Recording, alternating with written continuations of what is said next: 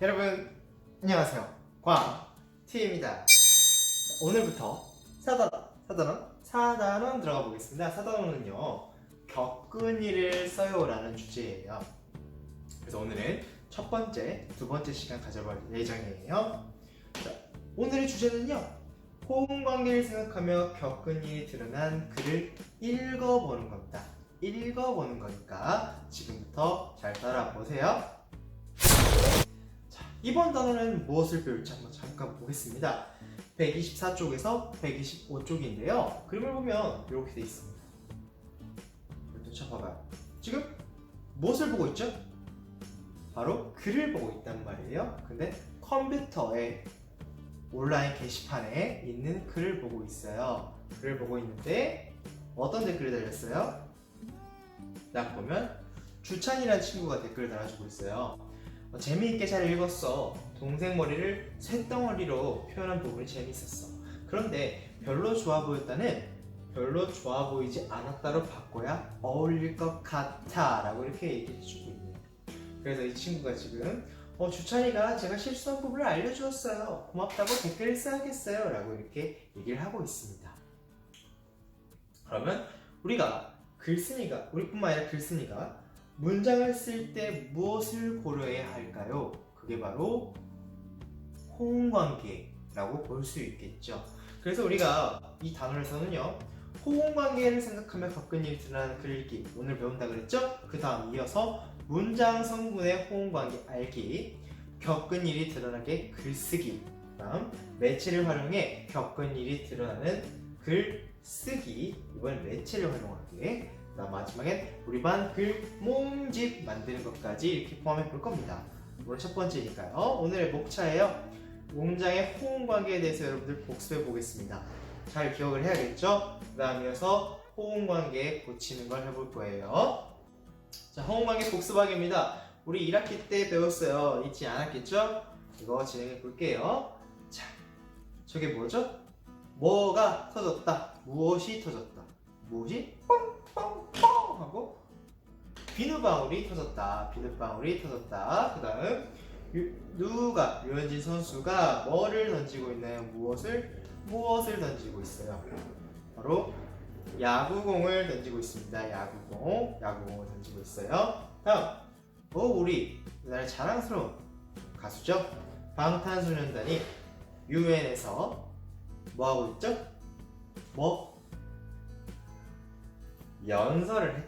연설했다. 이렇게 중간중간 부분을 한번 파악해 봤습니다.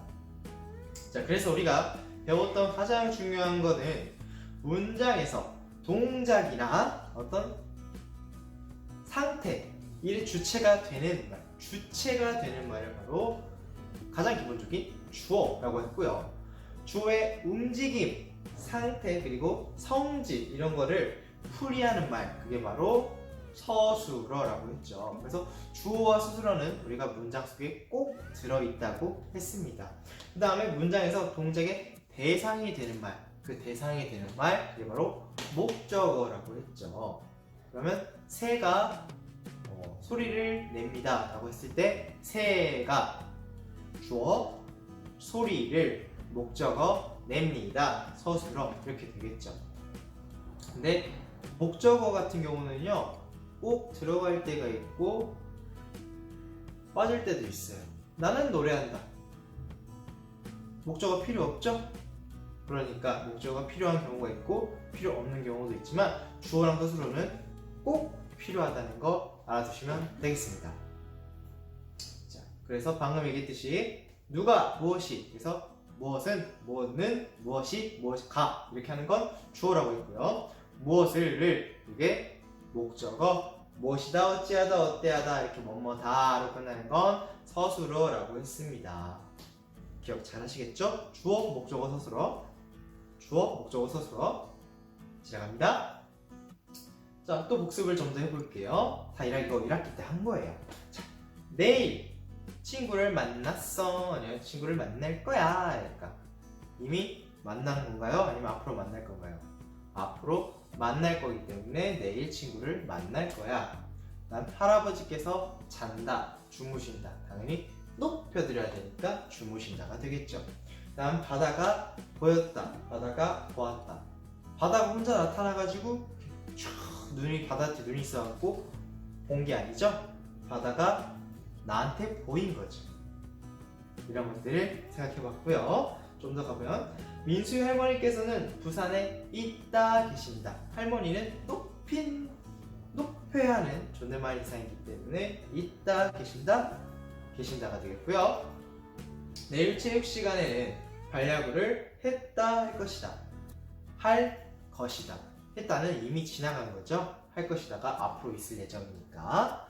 또 이거 우리 선생님이 줬어 주셨어. 선생님이 줬어 선생님이 주셨어. 선생님도 높임의 대상이기 때문에 주셨어가 되겠죠.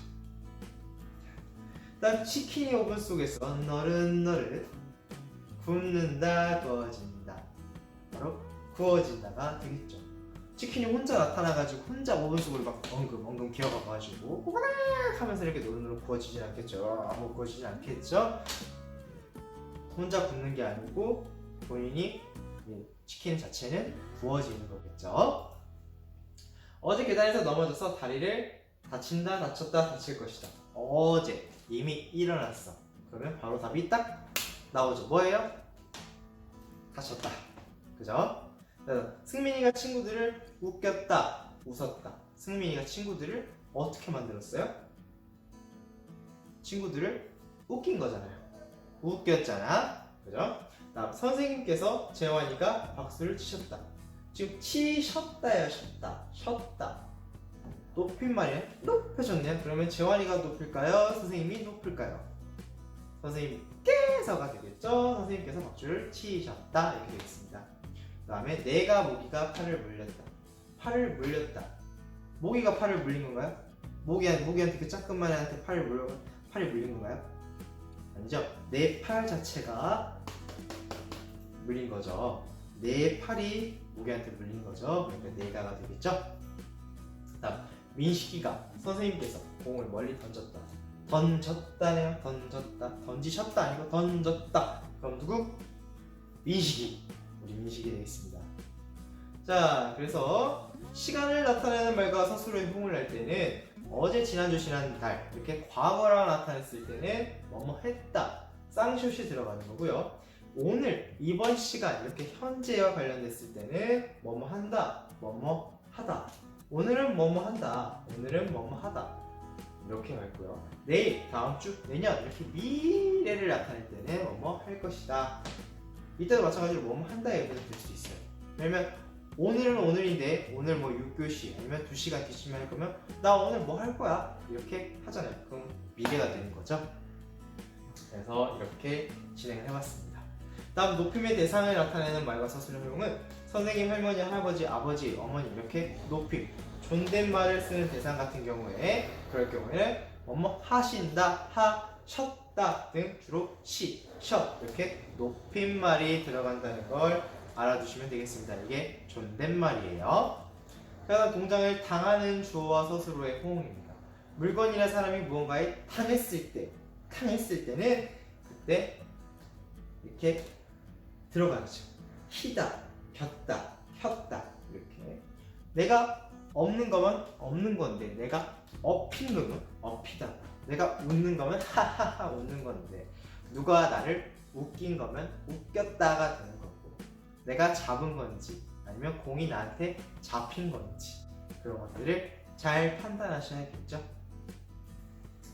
자, 그럼 이제 본격적으로 들어가서 126쪽, 127쪽에서 문장의 성분의 호응 관계에 배운 내용을 떠올리면서 다음을 해결해 보도록 하겠습니다. 첫 번째, 문장 성분이 무엇인지 아나요? 여러분들 아시나요? 모르나요? 자, 안다고 생각해 보시고 들어보면 잘못된 점을 찾을 수 있나요? 주찬이는 어제 책을 3시간 동안 읽는다. 어제 책을 3시간 동안 읽는다. 그럼 뭐예요? 어떻게 되겠어요? 읽었다라고 해야겠죠. 그죠? 그럼 이제 해결을 했으니까 쭉 넘어가면 잘못된 점을 찾을 수 있나요? 할머니가 잠을 잔다. 할머니가 잠을 잔다. 가.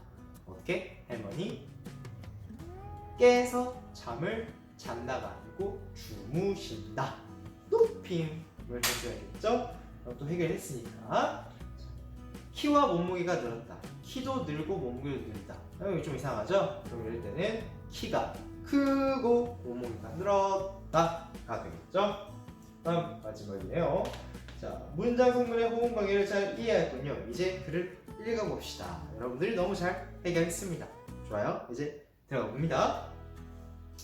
두 번째, 그래서 호응 관계를 고칠 거예요. 이제 글이 나옵니다. 글 뭐가 잘못됐을지 한번 볼게요. 나만 미워해라는 글이 있는데 나만 미워해 여러분들도 아마 이런 경험이 있을 수 있어요. 형제 관계가 있다면 그럴 때 물음에 한번 답해 보자고 읽어보고 읽다가 이상한 문장이 있으면 뭔가 호응이 이상한데 뭐지 할 때는 밑줄을 그어보도록 합니다. 지금부터 같이 읽어볼게요. 시작. 나만 미워해. 졸려. 어제 저녁에 방에서 컴퓨터를 하는데 졸음이 밀려온다. 안방으로 가서 가만히 누워있는데 내 동생 용준이가 나를 툭툭 치며 장난을 걸어왔다. 나는 용준이가 또 덤빌까봐 용준이 손을 잡고 안 놓아주었다. 그러다가 그만 내 눈에 쇳덩어리 용준이 머리가 쿵 하고 부딪혔다. 아야! 나는 너무 아파서 눈물을 글썽였다. 그랬더니 용준이가 혼날까봐 따라 울려고 그랬다. 나는 결코 용준이를 아프게 한 적이 없는데도 말이다. 야! 네가 왜 울어? 그때였다. 아버지께서 눈을 크게 뜨며 진윤서, 너 왜 동생 울려? 하고 큰 소리를 내셨다. 나한테만 뭐라고 하시는 아버지를 이해할 수 없었다. 나는 화가 나서 울며 내 방으로 들어가 침대에 누웠다. 나한테만 뭐라고 하고. 용준이가 문을 똑똑 두드렸다. 누나야, 문 열어봐. 싫어. 나는 앞으로 용준이와 놀아주지 않겠다고 다짐했다. 한참 있다가 어머니께서 오셨다. 문을 열어보라고 하시는데 어머니의 표정이 별로 좋아 보였다. 나는 혼이 날까봐 살짝 문을 열었다. 윤서야, 너 좋아하는 연속극 해. 일기 쓸래요. 그때 안방에서 아버지가 불렀다. 윤서야, 이리 와봐. 나는 입을 쭉 내밀고 절대 앉기 싫다는 표정으로 아버지 옆에 앉았다. 왜 울었어? 잘못은 용준이가 있는데 저만 야단 맞아서요. 서러웠니? 예. 윤서가 다 컸다고 아빠가 쉽게 생각했어. 미안하구나. 용준이, 너 이리 와. 아버지의 호령에 용준이가 똥 마려운 아이처럼 쭈뼛쭈뼛 다가왔다. 누나, 미안. 용준이가 씩 웃으며 나를 쳐다보았다. 웃음이 나오려는 것을 참고 아버지 쪽으로 얼굴을 돌렸는데 아버지께서 손으로 하트 모양을 만들고 계셨다. 그만 웃음이 피식 웃어버렸다. 아버지께서도 웃으셨다. 내 마음이 녹아버렸다. 윤서야, 연속극 보고 가. 그냥 일기 쓸래요. 그래? 알았다. 나는 내 방으로 들어와서 일기를 썼다. 역시 가족은 가족이구나. 이런 것이 가족의 정이지. 윤서가 겪은 일은 무엇인가요? 윤서가 겪은 일. 윤서가 겪은 일은요. 처음에 동생과 장난을 치다가 아버지께 혼났습니다. 그리고 나는 잘못한 게 없는데 왜 나한테만 뭐라고 하는지. 그래서 굉장히 서러웠는데 또 이제 금방 마음이 풀렸던 일이 있죠. 두 번째, 밑줄 그은 문장에서 어떤 점이 잘못되는지 찾아봅시다. 여러분들 잘 찾아봤나요? 아까 이상한 부분들 잘 찾은 거 그거를 한번 고쳐볼 거예요. 자, 선생님이랑 잘 따라와 볼게요. 자, 일단 제일 처음에 파란 통으로 되어 있는 어제 저녁에 방에서 컴퓨터를 하는데 졸음이 밀려온다. 졸음이 밀려온다. 이상하죠? 어제 저녁인데 밀려온대요. 이상하잖아요? 그럼 이건 어떻게? 밀려왔다. 과거로 바꿔줘야겠죠. 왔다. 그래서 어제 저녁에 방에서 컴퓨터를 하는데 졸음이 밀려왔다. 이렇게 얘기해야 됩니다. 자, 근데 왜 이렇게 하는지 아시는 분은 알 건데 왜 이렇게 하는지 아시죠? 모르신다면 알려드릴게요. 규칙이 그냥 그렇습니다. 규칙이 그냥 이래요. 그래서 고치는 거, 빼고 좁히는 거, 빼고 넓히는 거, 크게 바꾸는 거, 넣는 거, 문장 삽입하는 거 이런 것들 전부 다 규칙이 있습니다. 자, 그럼 또 봅시다. 쭉쭉쭉 가다가 어딘가에 있어요. 이게 바로 여기죠. 어머니의 표정이 별로 좋아 보였다. 어머니의 표정이 별로 좋아 보였다. 별로라는 말인데 어떻게 좋아 보일 수가 있을까요? 뭔가 말이 이상하죠? 이럴 때는 자, 별로 좋아 보이지 않았다 이렇게 볼 수 있겠습니다. 다음 자, 일기 쓸래요. 그때 안방에서 아버지가 불렀다. 윤수아 이리 와봐. 나는 입을 쭉 내밀고 절대 앉기 싫다는 표정으로 아버지 옆에 앉았다. 뭐가 이상할까요? 여기서 이상한 부분 쳐다보면 바로 쪽이 안방에서 아버지가 불렀다. 안방에서 아버지가 그냥 불렀다. 아버지 높여줘야죠. 아버지 존댓말 대상인데 그러면 아버지께서 부르셨다. 그래서 그때 안방에서 아버지께서 부르셨다 이렇게 되겠죠. 높임을 해준 거예요. 다음 또 어디가 있을까? 여러분들 찾은 부분이 있어요. 여기 바로 뿅! 그만 웃음이 피식 웃어버렸다. 그만 웃음이 피식 웃어버렸다. 그만 웃음이 피식 웃어버렸다? 뭔가 이상한 것 같아요. 선생님은 두 가지로 바꿔볼 수 있겠습니다. 첫 번째는 일단 웃음을 빼버려. 그래서 그만 피식 웃어버렸다. 이렇게 하다가 아니면 그만 웃음이 나서 피식 웃어버렸다. 나서를 추가하는 방법도 있어요. 그렇지만 여러분들 이게 아마도 조금 더 첫 번째 경우가 조금 더 익숙하실 겁니다. 네. 그래서 여러분들 이렇게 지금 고쳐봤는데요. 여러분들 그냥 글만 보지 마시고 선생님 직접 여러분들도 고치셔야 돼요. 자, 문장 성분의 호응이 바르게 이루어지도록 글을 써야 하는 까닭은 무엇일까요? 왜 써야 된다고요? 바로 문장의 뜻을 바르게 이해할 수 있기 때문입니다. 뜻이 이해할 수 없게 한다면 헷갈리고 나도 무슨 말인지 모르겠고 그럴 거예요. 그러니까 문장의 뜻을 읽는 사람으로 하여금 바르게 이해할 수 있게 할 수 있는 게 이런 호응 관계가 바르게 이루어져야 되는 이유죠. 자, 그 다음 130쪽으로 넘어가서요. 윤수가 글을 쓰면서 생각한 내용을 살펴보면서 글쓰기의 과정을 살펴본다고 합니다. 첫 번째, 경험이 드러나는 글을 여러분들 써본 적 있나요? 당연히 있죠. 언제? 1학기 때. 어떤 과정으로 글을 썼는지 한번 볼게요. 처음에는요, 일단 어떻게 쓸지. 어떻게 쓸까? 내용을? 글을 어떻게 쓸까? 이렇게 한번 생각을 해봤고, 그 다음에는 어떤 내용을 쓸까라고 이렇게 고민해봤을 거예요. 어떤 내용을 쓸까? 이제 그럼 내용을 쓸지 생각을 해보면 이제 내용을 조직을 하겠죠. 내용을 이렇게 조직을 하고 그 다음에 글을 써보고 마지막에 글쓰기 끝나는 게 아니라 한 번 더 뭐 한다고? 고쳐쓰기까지 해야만 완벽한 글쓰기의 과정이 된다고 했습니다. 자, 그럼 이걸 바탕으로 윤서가 남원미호회를 쓰는 과정입니다. 윤서 참 이름이 이쁘죠? 선생님 제자 중에도 윤서가 있었는데 정말 이쁜 친구였습니다. 자, 어쨌든 계획하기, 글 쓸 준비를 하는 단계에서는 시나 동화보다는 내 경험이 잘 드러난 글을 쓰는 것이 좋겠어. 이 글을 읽을 사람은 선생님, 부모님, 친구들. 쉽고 재미있게 읽을 수 있는 글을 쓰고 싶어. 이렇게 생각을 하죠. 그래서 글 쓸 준비를 하는 단계가 바로 계획하는 단계고요. 그 다음 넘어가 볼게요. 자, 내용 생성하기라고 되어 있습니다.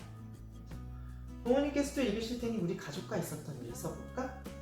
친구들은 어떤 내용을 쓰려고 하는지 이야기해봐야지. 내가 요즘 어떤 책을 읽었지? 어떤 일을 겪었지? 뭐 이런 것들 생각을 좀 해보고요. 그럼 뭘까요?